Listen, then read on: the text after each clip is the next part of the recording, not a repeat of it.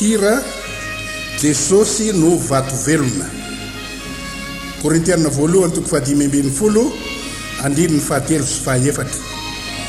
Fa natolotro anareo ho isan'ny zavatra voalohany indrindra ilaino raisika dia izao: Kristy maty noho ny fahotantsika araka ny soratra masina, dia nalevina ary natsangana tamin'ny andro 7 araka ny soratra masina.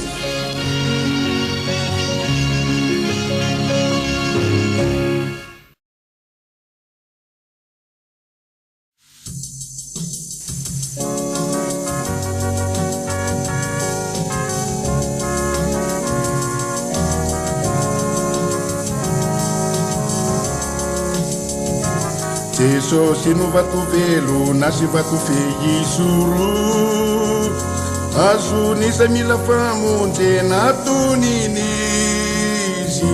Maro ny vavolombelona efa natsapa fitahina, ka nanandrana ny ajarany fitiavany.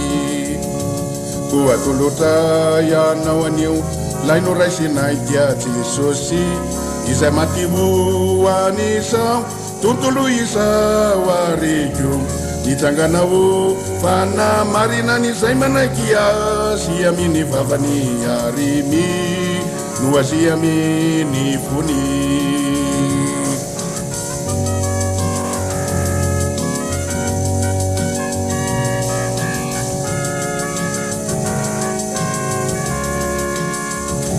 Jesosy no lalana sy famarinana rikoa, fiaina namandrak'izay ho an'izay mino. Ireo zay nanapa-kevitra ka nandray azy ho tompony, dia natsapa fifaliana lehibe tao ampony. Ko atolotra ianao anio laino raisinay dia Jesosy, izay maty hoanisao tontolo izao areko. Nitsanganao fanamarinan'izay manaiky azy amin'ny vavany arimy no azy amin'ny fony.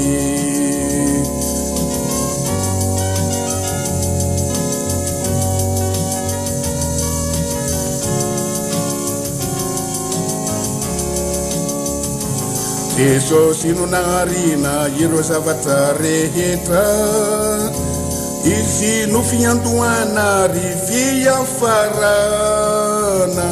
Izy no nisimpiainana sady fazavana hoany olony zay mitoetra ao amin'ny maizina.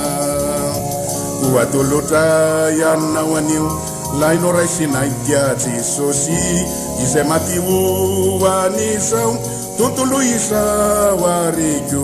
Nitsanganao fanamarinan'izay manaiky azy amin'ny vavany arimy no azy amin'ny fony.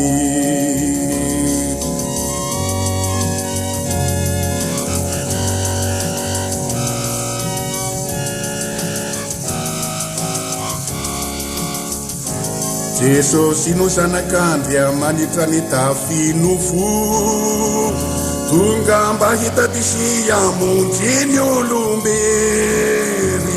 Hitana mamirapiratra mahatoky sady marina, dia Kristy fahendrena sy herina dia manitra. Ko atolotra ianao anio laino raisinay dia Jesosy, izay maty hoanisao tontolo izao areko. Nitsanganao fanamarinan'izay manaiky azy amin'ny vavany arimy no azy amin'ny fony.